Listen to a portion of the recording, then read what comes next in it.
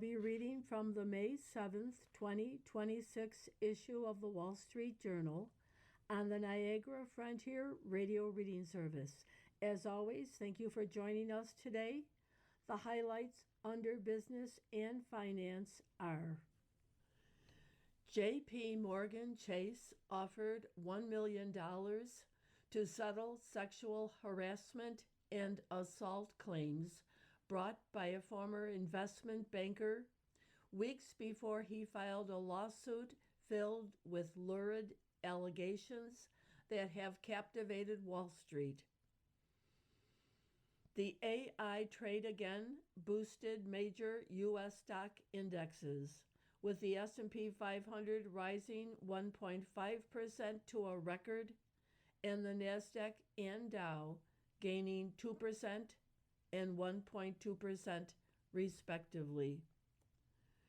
Recent labor-related reports suggest that the U.S. job market is reviving after a sluggish stretch for employment for most of the past year. Eurozone wage growth is set to slow this year, despite the rise in energy prices that has accompanied the conflict in the Middle East. In a letter accompanying Disney's quarterly results, the company's new chief executive laid out a vision for its future, one that uses technology to reach consumers and increase profit. Novo Nordisk lifted its full-year guidance after the Wegovy maker reported increasing demand for its new weight loss pill. Samsung's market capitalization surpassed $1 trillion as its stock continued to benefit from the artificial intelligence boom. CVS beat Wall Street earnings expectations and upgraded its full-year projections, adding to a string of stronger results from health insurers. Uber reported higher revenue and gross bookings for the first quarter, as trip volumes and the number of its active users continued to grow.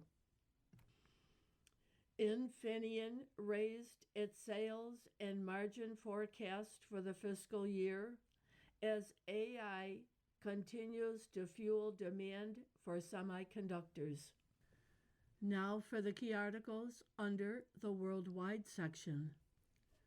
Iran and the U.S. are working with mediators to hammer out a 14-point memorandum of understanding that would establish a framework for a month-long period of talks to end the war.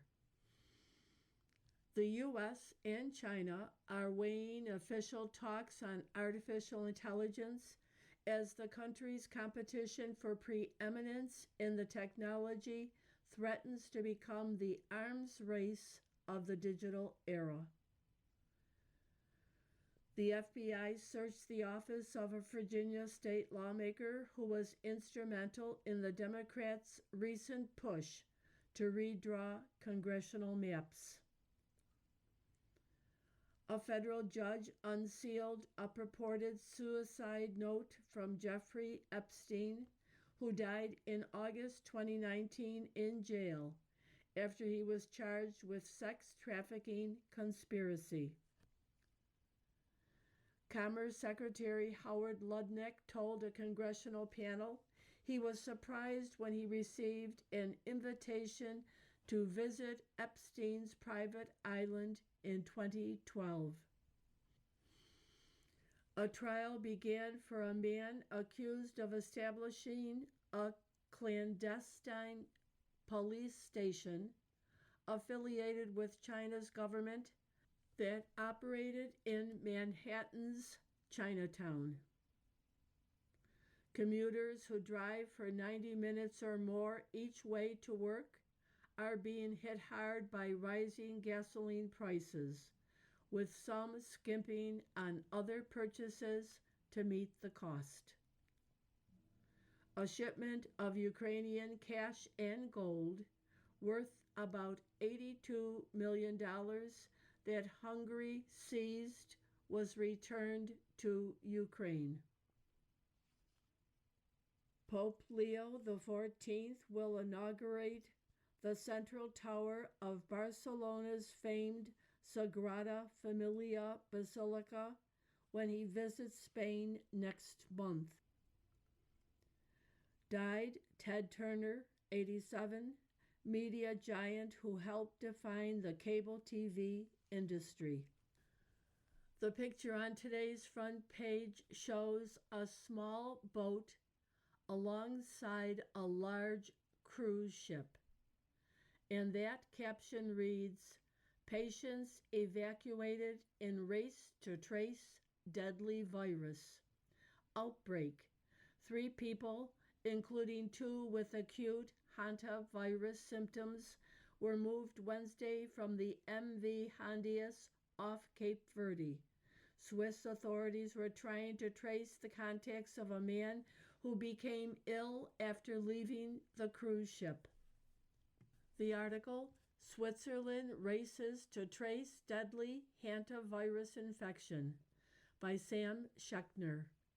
Swiss officials are rushing to trace the contacts of a man who has been hospitalized in Zurich with a strain of the hantavirus that is capable of human-to-human transmission. The patient became ill in Switzerland after returning from a 3-week April cruise that took him and his wife from South America to the South Atlantic island of St. Helena, officials said Wednesday. The man traveled on the ship where several cases of hantavirus, a disease typically carried by rodents, have killed at least 3 people, the ministry added. The new case, in which a patient fell ill after his return to the mainland, raises the specter of human-to-human transmission outside the Dutch-flagged MV Hondius cruise ship, which is anchored near Cape Verde, an archipelago off West Africa. Swiss officials said they were investigating whether the Zurich patient came into contact with others during his infectious period. The U.S. Centers for Disease Control and Prevention says symptoms of a hantavirus usually take 1 to 2 weeks to emerge. The hantavirus usually spreads to humans through contact with infected rodent urine, droppings, or saliva. But one strain found in Chile and Argentina, known as the Andes virus, has shown limited evidence of human-to-human transmission. The current theory is some passengers were exposed to the Andes virus while in Argentina and then spread it to others on the MV Hondius, said a report Wednesday from the European Center for Disease Prevention and Control. Ocean-wide Expeditions, the vessel's operator, said 3 individuals on the boat were evacuated Wednesday. 2 of the people show acute symptoms. The third is closely associated with a German passenger who died on board May 2nd. Health officials in Europe have said they estimate the risk of a wider set of infections to be low because human-to-human transmission occurs through close contact and because of efforts to identify and isolate contacts. As war drives up fuel prices, Trump advisors are worried. Aides want an end to Iran conflict ahead of midterms. Airline lobby sounds alarm. By Brian Schwartz and Allison Sider. Former New Hampshire Governor Chris Sununu delivered a warning to Treasury Secretary Scott Bessent during a recent visit to Washington. Already high airfares will surge if the war in Iran doesn't end soon. Sununu, a Republican who represents some of the biggest carriers as president of the industry group Airlines for America, has for weeks sounded the alarm to Trump administration officials about the economic fallout from high jet fuel prices. The war, Sununu has argued, must come to a close soon or things could get worse. Iran, U.S. working on talks to end fighting. Trump says Tehran agrees not to have nuclear weapon, but threatens new strike. The diplomatic effort follows the U.S.'s brief bid to reopen the strait. By Benoit Falcon, Somerset, and Alexander Ward. Iran and the U.S. are working with mediators to hammer out a 14-point memorandum of understanding that would lay out a framework for a month-long period of talks to end the war, people familiar with the matter said. The discussion points would be the focus of talks that could resume as early as next week in Islamabad, they said. Iran has expressed openness to discussing its nuclear program, easing its earlier resistance, the people added. President Trump said on Wednesday that the U.S. has had good talks with Iranian negotiators and the country has agreed not to have a nuclear weapon. Iran claims its nuclear activities are for peaceful purposes.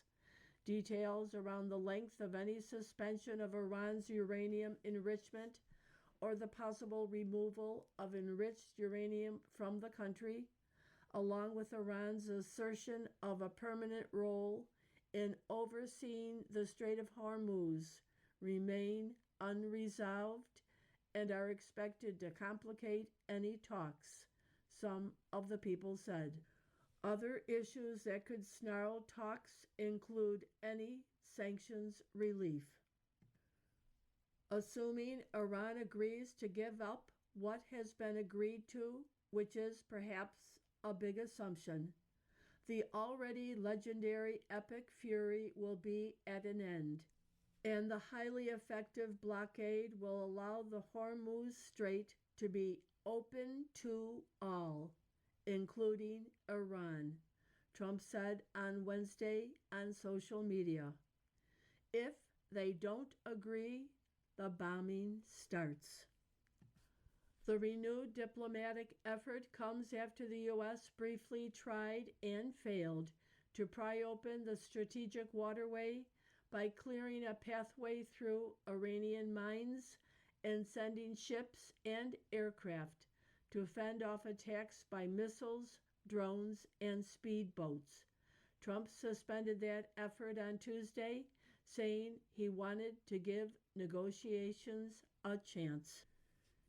Iran's mission to the United Nations in New York said on Wednesday that the only viable solution in the Strait of Hormuz is clear: a permanent end to the war, the lifting of the maritime blockade, and the restoration of normal passage. The statement, posted on X, accused Washington of using the pretext of freedom of navigation to legitimize unlawful actions and urged member states to reject a draft resolution proposed by the U.S. The resolution calls on Iran to cease attacks and mining the strait, as well as to end charging tolls. It also demands that Tehran disclose the number and location of sea mines it has laid and support the establishment of a humanitarian corridor. Ships attempting to cross the strait on Wednesday received verbal warnings from the Islamic Revolutionary Guard Corps' Navy, which said the waterway remains blocked. The working document calls for Iran to ease its chokehold on the strait and for the U.S. to wind back its blockade of Iranian ports during the 30 days of talks, the people said. The two sides are working on details of a halt to the enrichment of uranium and other aspects of Iran's nuclear program, the people said. The U.S. wants clauses that would prolong a moratorium on Iranian uranium enrichment if Tehran were to violate the deal, a ban on underground nuclear facilities, and snap inspections, some of the people said. You are listening to a reading of articles and features from the Wall Street Journal on the Niagara Frontier Radio Reading Service. J.P. Morgan offered $1 million to stave off sex suit by Alexander Saidi. J.P. Morgan Chase offered $1 million to settle sexual assault and harassment claims brought by a former investment banker weeks before he filed a lawsuit filled with lurid allegations that have captivated Wall Street, people familiar with the matter said. Shirayu Rana's lawsuit in New York State Court, which was refiled on Monday after being taken down for a week, alleged that a female colleague sexually assaulted him and that co-workers inside the nation's biggest bank subjected him to racial discrimination. J.P. Morgan has said it conducted an internal investigation including multiple employees and doesn't believe there is merit to his claims. The lawyers for the female colleague named in the lawsuit as Lorna Haidini have said they are entirely made up and that the two never had any sexual relations. The allegations went viral after news reports of the suit's claims. AI-generated videos of Hannah and the female banker proliferated on X and Instagram, bringing to life scenarios and dialogue from the lawsuit. Hardware City's sad tale of the tape. Stanley Black & Decker abandons Connecticut City where it all began. By John Keelman, New Britain, Connecticut. The city's seal shows a beehive, 7 bees, and a Latin motto that translates to "Industry fills the hive and enjoys the honey." The bees represent the companies that helped build New Britain into a robust manufacturing town, and the busiest of all was Stanley Black & Decker. Its factories once stretched for nearly a mile down Myrtle Street, pumping out millions of screwdrivers, drills, and other tools that, without exaggeration, helped build America over the past 2 centuries. All that is left is a tape measure plant, but not for long. Production has ended, layoffs have begun, and the factory will close for good on May 18th, taking 300 jobs with it. The tape measures coming out of the plant were the best money could buy, say some trade workers, but their measurements were printed on only one side of the yellow curved metal tape, known as the blade. Stanley said buyers these days want tape measures with numbers on both sides of the blade, a feature intended to make the tools easier to use.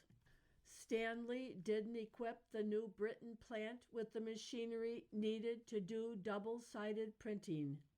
It does that at a factory in Thailand, and the company said it wasn't fiscally prudent to make the same kind of investment in New Britain. The idea that single-sided tape measures are becoming obsolete has provoked skepticism.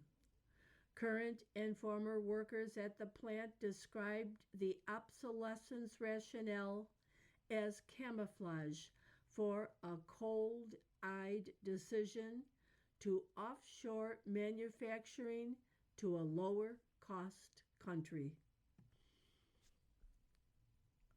Ted Turner, who shaped cable TV and founded CNN, dies at 87. By Amal Sharma and Ann Steele. Ted Turner, the media titan who helped shape the modern cable television industry, ushering in an era of 24-hour news with CNN, while building other major networks that bear his name, died Wednesday at age 87, a spokesman said. Adventurous and impulsive, Turner made a mark in many walks of life.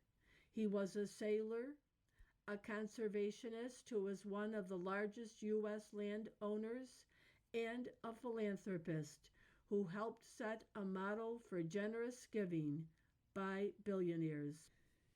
He was best known for turning the billboard advertising company he inherited from his father into Turner Broadcasting System, an Atlanta-based TV and movie giant that he sold in 1995 to Time Warner. Turner joined the company and stayed with it through its ill-fated January 2000 merger with America Online before leaving in 2003.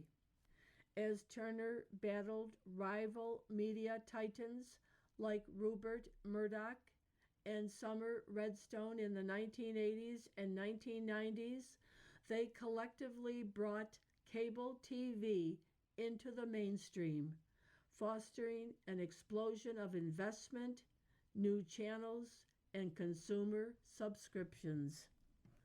On Wednesday, Murdoch said of Turner, "His impact as a trailblazer has left an indelible mark on our cultural landscape.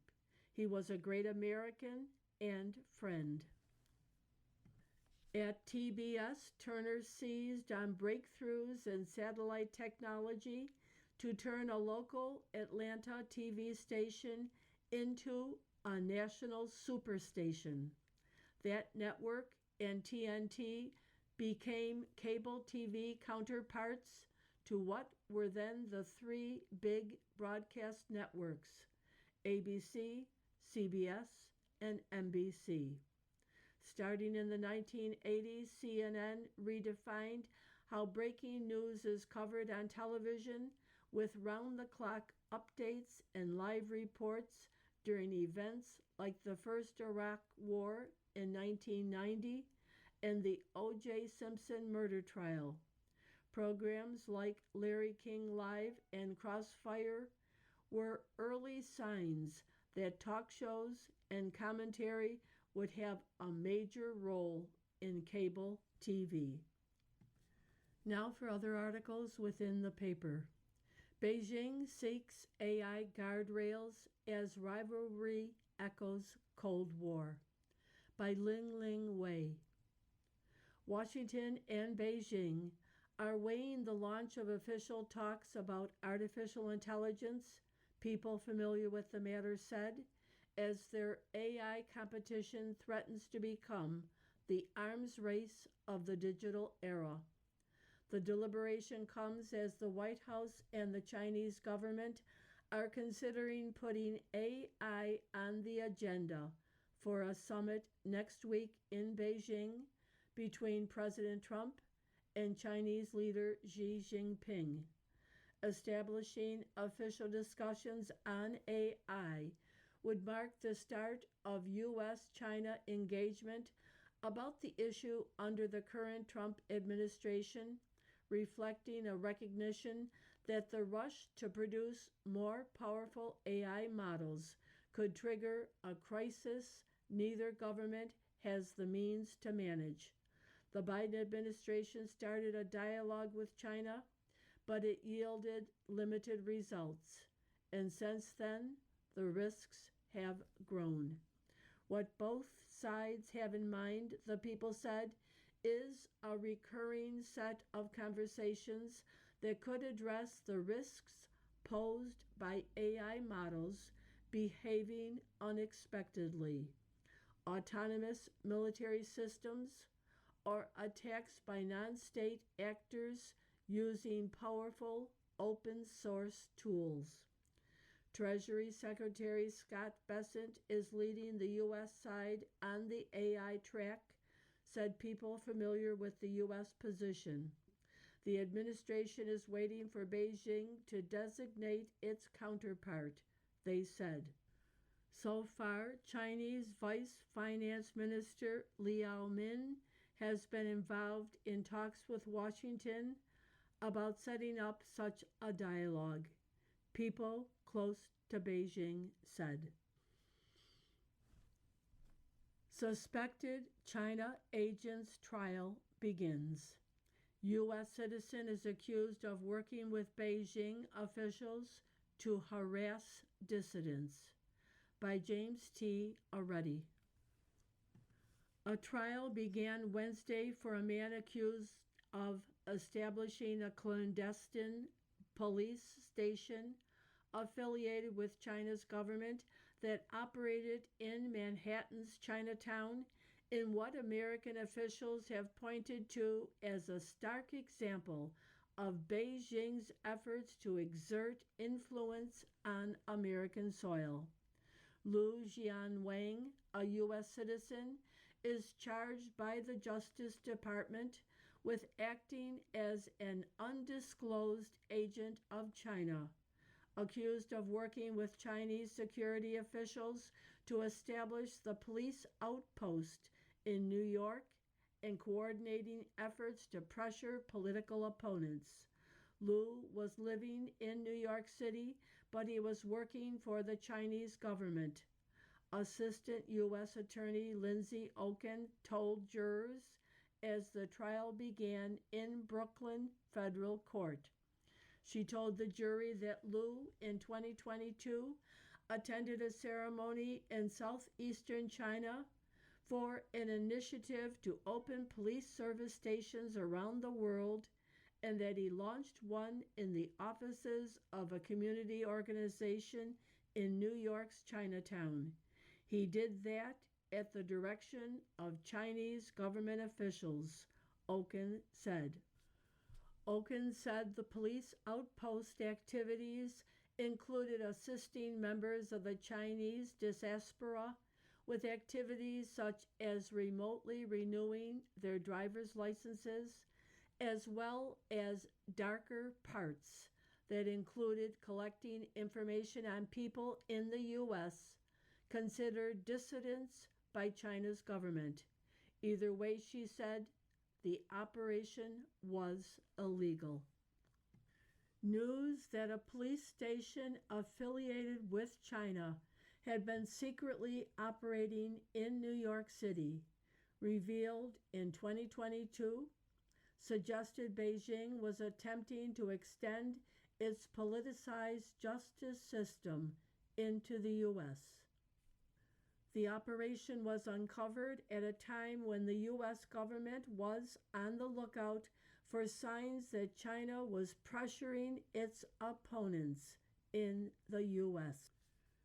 From World Watch, Pope to inaugurate Tower of Basilica.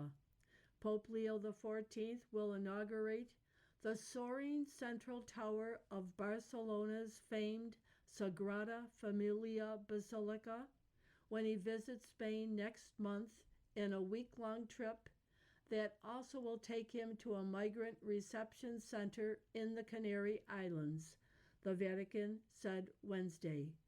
The June 6th to 12th visit will first bring Leo to Madrid for meetings with the government, Parliament, and King Philippe VI and Queen Letizia. He is expected to preside over a prayer vigil with young people that will recall the last time a pope visited Spain, 2011, when Madrid hosted World Youth Day with Pope Benedict XVI. In Barcelona, Leo will be on hand to mark the 100th anniversary on June 10th of the death of Catalan architect Antoni Gaudí, who designed Sagrada Familia, which means Holy Family, the world's largest church. Leo will celebrate an evening mass in the Basilica and inaugurate its Tower of Jesus Christ, the soaring central piece that was moved into place in February. The tower brought Sagrada Familia to its maximum height, about 566 feet, but the building is still far from complete. You are listening to a reading of articles and features from the Wall Street Journal on the Niagara Frontier Radio Reading Service. From the editorial page, the deal with the Iranian regime. Tehran would love to keep it vague, then drag out the implementation. President Trump abruptly paused Project Freedom in the Strait of Hormuz on Tuesday night, citing progress in nuclear talks. Now the Iranians are reviewing a U.S. framework which, if accepted, would lead to a 30-day negotiations on a detailed agreement. From our discussions with senior officials, here's where U.S. red lines stand in the talks. The U.S. says it needs Iran's attestation that it doesn't seek nuclear weapons, the dismantlement of Fordow, Natanz, and Isfahan facilities, a ban on underground nuclear work, and on-demand inspections with penalties for violations. The U.S. seeks a 20-year moratorium on Iranian nuclear enrichment and demands the handover of all enriched nuclear material. Iran would have to reopen Hormuz gradually as the U.S. relaxes its blockade, and then fully with the final deal. Most U.S. sanctions relief would be tied to Iran's performance of the deal, not merely its signing, though some assets could be unfrozen to begin. On Wednesday, Mr. Trump wrote, "If they don't agree, the bombing starts." He said the sides are closing in on a deal, but I felt that way before with them, so we'll see what happens. The president has the cards to reject a poor counteroffer as the strikes in June set back Iran's nuclear program, and the U.S. blockade has the regime on an unforgiving clock. Here's what a good deal would look like. 1. Dismantlement.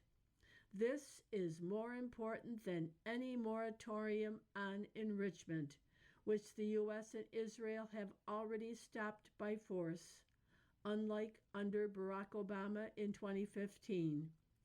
Iran can't enrich now, and while that should be banned permanently, with this regime it's essential to remove facilities and capabilities.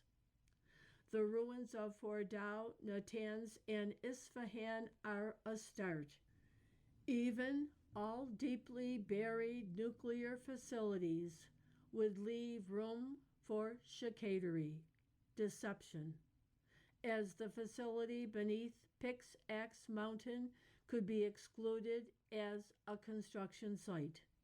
A good framework would name it and the illicit enrichment site at Isfahan announced by Iran in June. The U.S. also needs supervised dismantlement of all centrifuges, including components and manufacturing capabilities, along with facilities and materials for plutonium reprocessing, says Foundation for Defense of Democracy's nuclear expert Andrea Stricker. Number 2, uranium. Iran would love to focus solely on its 440 kilograms of 60% enriched uranium. The regime's 20% stockpile may sound less dangerous, but reaching that level is already 90% of the way to weapons grade. It too has to go. Nor is it enough to speak of highly enriched uranium. The regime has thousands of kilograms of uranium enriched to 5% and lower, a solid basis to restart a nuclear program if left in Iran. As Rafael Grossi, director of the International Atomic Energy Agency, tells us, 60% is an obvious priority, but 20% is the previous step and also matters. Depending on the option chosen, ship out or down blending, a sizable amount of 5% would probably require specific consideration. Number 3, inspections. The IAEA needs access not merely to what Iran deems a nuclear site. That would leave the regime room to claim weaponization sites are military and not covered. The IAEA needs to go anywhere it believes to be nuclear related immediately. Number 4, come clean. Iran can make a full declaration of its past nuclear work.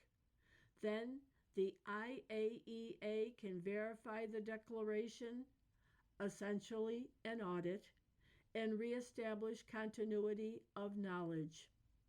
Number 5, Hormuz. After the April 8th ceasefire, we saw what Iran's idea of gradual opening looks like. Tanker traffic declined.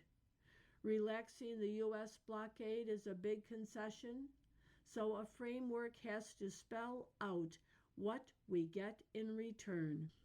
A final deal should proscribe all tolls, mines, and forced routes, restoring unrestricted free passage. 6, sanctions. Relief inevitably will help the regime, and any deal regrettably leaves out the Iranian people. But sanctions have to be linked to behavior, and signing isn't action. Dismantlement on a short, specific timetable can remove nuclear sanctions. Terrorism and human rights sanctions can remain until the regime ceases sponsoring terror and violating human rights. The attacks on Iran's nuclear program have already made the proposed terms more effective than those of the 2015 deal. The strikes also suggest a willingness to attack again, which is the true deterrent. Still, this regime thrives on delay and ambiguity. Key details have to be spelled out, even in the initial framework. On Wednesday, Iran's state media criticized the U.S. offer, and a senior U.S. official told us the regime is still likely to resist U.S. red lines. It will be essential for Mr. Trump to hold firm, knowing that Iran has no need for domestic enrichment other than for a bomb, and that he can't count on a change in regime behavior over time, a mistake Mr. Obama made. He can't also trust a future president to reimpose strict limits later. Mr. Trump has been unique in his willingness to confront Iran. The task in any deal is to secure full nuclear dismantlement while Mr. Trump is still in office. If Iran won't do it, the president will have to make good on his threats. From the opinion pages, the UN will make airfares more expensive. Airlines will soon have to pay to offset their emissions. By Brenda Schaefer. You've got your passport, phone, wallet, and luggage. Now buy your plane ticket. If you think it's expensive, wait till next year. In the name of fighting climate change, the International Civil Aviation Organization, a specialized United Nations agency, in 2027 is set to require airlines to report their greenhouse gas emissions for international flights and buy carbon credits to offset emissions. This mandatory expense will raise flight cost and give an unelected global agency the power to tax an entire industrial sector without any democratic input from those being taxed. The Trump administration can stop this UN-imposed aviation tax. The administration last fall delayed a vote by the International Maritime Organization on a measure that attempted to tax global shipping. Now it can help protect aviation. The administration has made clear that the U.S. will cut funding to many UN agencies, a decision President Trump's voters widely support.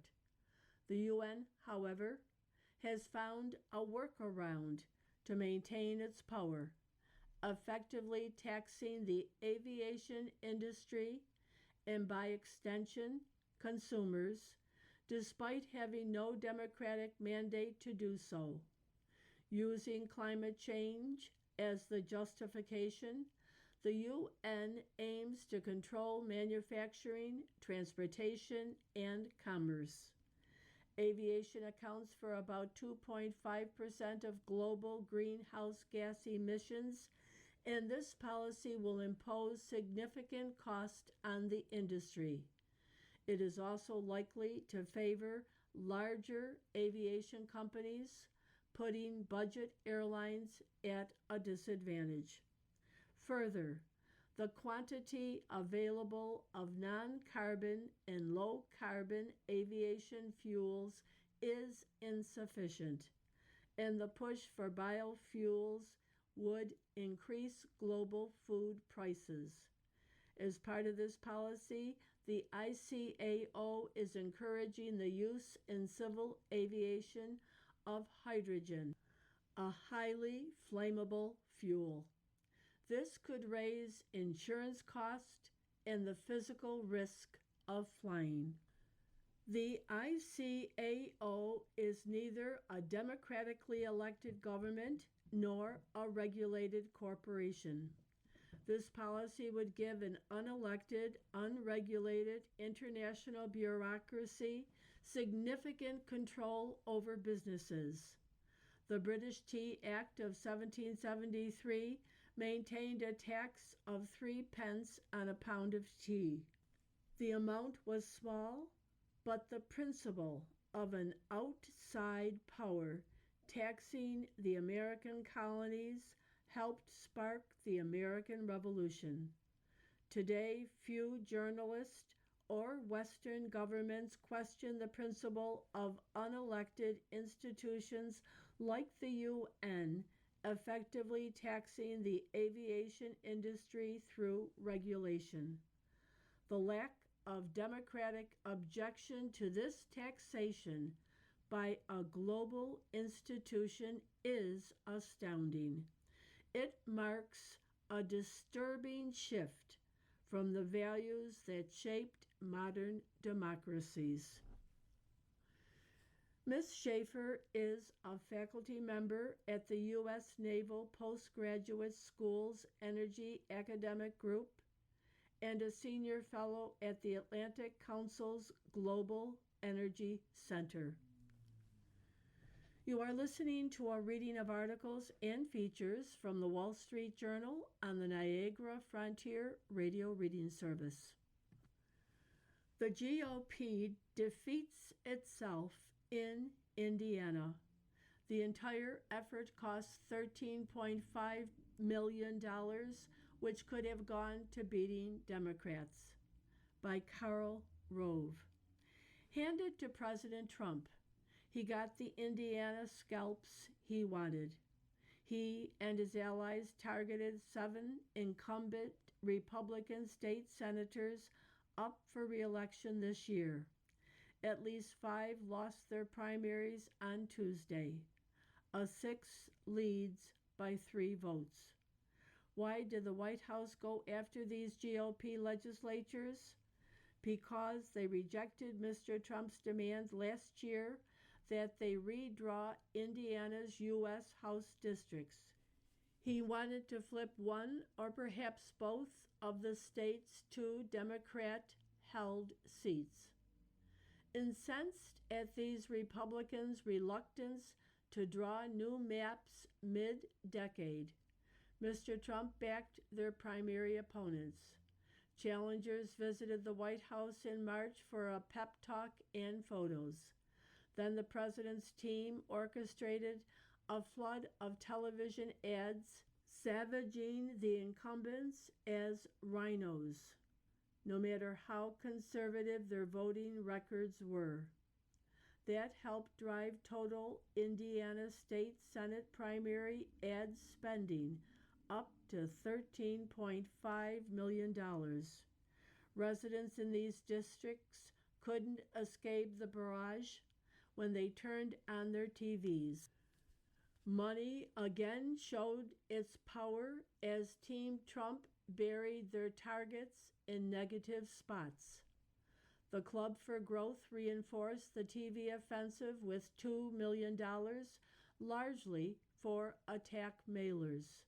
The group's leader, David McIntosh, has often been critical of Mr. Trump, whom he called the weakest presidential candidate in the 2024 GOP field. This was after Mr. Trump called the club political misfits, globalist, and losers. But Mr. McIntosh, a former Hoosier congressman, seized the opportunity to repair his standing with the president. Mr. Trump's enemies in the Indiana Senate became Mr. McIntosh's as well. So what was gained by all this? Republicans spent money on intra-party payback that could have helped defend at-risk Republicans and defeat vulnerable Democrats, and to no immediate effect on redistricting. Indiana won't redraw its maps this year. The winning primary candidates still face a November general election before they can go to Indianapolis next year and craft new congressional districts for 2028. The stunt did reinforce Mr. Trump's reputation for being willing to get even if he doesn't get his way. Indiana's Governor Mike Braun and U.S. Senator Jim Banks aided the effort to knock off the legislators. Maybe that makes all 3 of them stronger. Maybe it doesn't. Either way, it will leave scars among Indiana Republicans. Presidential endorsements invariably carry weight, but the power isn't unlimited. When used too freely against one's own party members or in open contest, they can weaken rather than strengthen a president. Georgia is a textbook example. In September 2021, Mr. Trump gave Herschel Walker his complete and total endorsement for the U.S. Senate seat held by freshman Democrat Raphael Warnock. This cleared the Republican field of serious challengers, but Mr. Walker turned out to be a terrible candidate and squandered a pickup opportunity. After Governor Brian Kemp refused Mr. Trump's demands to throw out his state's 2020 election returns, the president turned on him. Mr. Trump recruited former Senator David Perdue to challenge Mr. Kemp in the 2022 GOP gubernatorial primary and campaigned for his protege. But appreciative of Mr. Kemp's leadership and perhaps souring on the president's choices as Mr. Warnock floundered, Georgia Republicans gave the governor a 74% to 22% victory over the president's man. In this year's Georgia Republican primary to replace the term-limited Mr. Kemp, the Real Clear Politics average of recent polls shows the president's choice, Lieutenant Governor Burt Jones, getting less than a quarter of the vote and in second place in the May 19th primary. He will likely get into the runoff and could still become the party's nominee.